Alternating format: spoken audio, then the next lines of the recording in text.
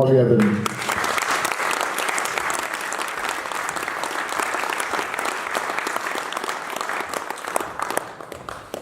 Well, thank you very much for inviting us to speak on behalf of the Durham TAs about our campaign. I've never stood in front of anybody this big before, apart from 4 and 5-year-olds. So, Not much different. So if you want to come and sit down in front, cross your legs, I feel right at home. 20 months ago, Durham County Council informed 2,000 teaching assistants that we were paid for more hours than we actually worked, and for more weeks that we actually worked. They said that we worked 37 hours a week for 52 weeks a week, 52 weeks a year. Of course, that wasn't true. Our contracts state that we work 32.5 hours a week, and we are contracted 190 contact days with children, plus 5 training days. So that means our salary is split over 12 equal payments, which makes it easy for people to budget.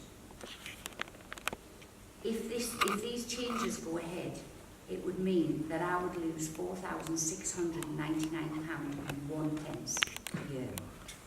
Where they get the 1 pence from, I don't know. That's if I stay on 32.5 hours a week. If I go on to the extra 4.5 hours a week, it would mean that I would lose only, as they say, only £2,212 a year. As there is only one wage coming into my house, this would be a massive loss, and it would be devastating to me and my family. If this happened, I would have to sell my house. I would have no choice. This would be life-changing for me and my family. How's this fair? My contract hours in school is 8:30 till 4:30, but I go into school before 8 o'clock, and sometimes I don't leave till 4:30 or 5 o'clock. Sometimes it's been later than that, 6 o'clock on some occasions. I don't get paid for those extra hours, and yes, I choose to do those hours, but I don't go in early or leave later because I have jobs to do, and them jobs wouldn't get done otherwise. I don't think there is any other profession that would work these extra hours and not get paid for them. When this all started, I decided that I would try and make a difference along with all the other TAs, to attend the rallies, to attend the demos, to send emails to the Labour councillors by the way, and hand out leaflets to the public and generally make myself heard along with the 2,700 TAs. Social media has played a big part in our campaign. The Facebook page was set up by one TA, well, in fact, I think it was 2 TAs that set it up, because they were worried that some TAs wouldn't get the information, and because County Durham is a huge place, they would feel isolated in their own schools. This page was a godsend. TAs were kept informed and began to talk to each other and felt that they were not alone.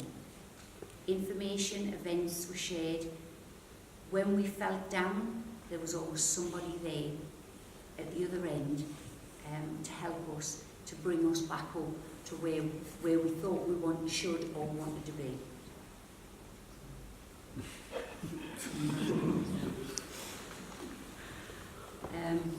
As well as a private Facebook page, we have a public page.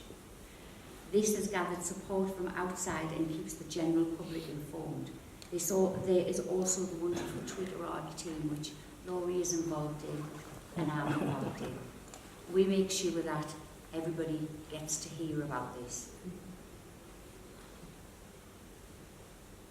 We were trained by Ben, who was a member of the TUC, who targeted potential supporters and allowed us to put pressure on key people. For example, we met Dave Prentice at the Labour Party conference in Liverpool because we put pressure on him through Twitter. Social media has played a big part in our campaign, but the part TAs themselves have played has been fantastic. We got out there. We told them that we were here. We held rallies, demos at County Hall, we held silent vigils, sang carols outside in Durham itself and outside County Hall. We marched in the Durham Gala, where Jeremy Corbyn told Durham County Council to get it sorted. They didn't listen. I'm fighting this, not just for myself, but for 2,700 TAs, for my grandchildren and all the children that we work with. It's not just the future of, it's not just our future on the line, it's also theirs. Who gives them this support? My grandson has to have support in his school. Who gives them this support? Yes, the TA gives them that support. Take their experience away, and what chance do we have? For the future of all our children, if they push us out of this profession, what support will those children get? This is far from over, and we won't give up, and we will keep on fighting until we get what we deserve. We were once likened to the Grunwick strikers who in 1976 walked out of their place of work and started a 2-year dispute for better rights for poorly treated workers. This brought together thousands of people to unite with their plight. 40 years on, and we have gained thousands of people to help support us in our time of need. Durham TAs, Durham Lions, we will continue to roll.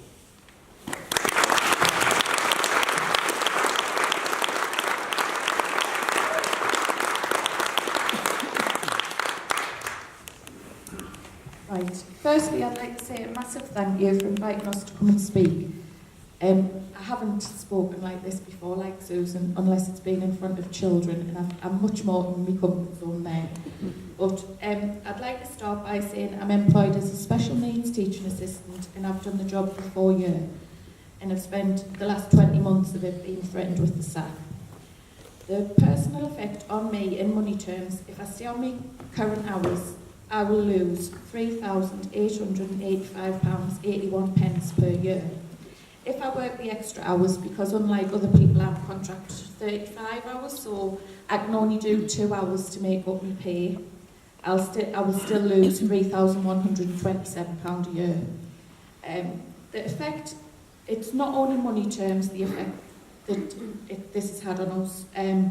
As a profession, we've been devalued. It's like as if they don't see our worth. We've been made to look like liars and accused of being paying for more hours than we work. If I actually got paid for every hour that I work, I would be substantially better off than I am now.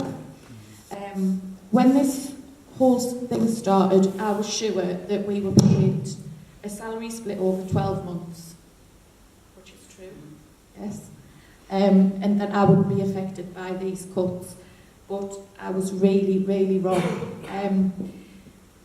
I came across the Facebook page set up by a fellow TA and joined it. It was a platform to air views and a place to rant, which I do a lot.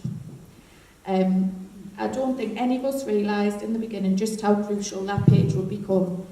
When Durham County Council brought these appalling proposals in, which affect an already low-paid, predominantly female workforce, I don't think they bargained on the fight that we've put up. Anyone who knows a teaching assistant will know we organise, we plan, we get things done, and we never ever give up. In the beginning, everyone was telling us there was nothing we could do. The council, the unions, head teachers, colleagues, the public, but we just knew it was wrong. We had one single objective, and that was very personal to everyone involved. We are a diverse group split across a large area of County Durham, but we had one single aim.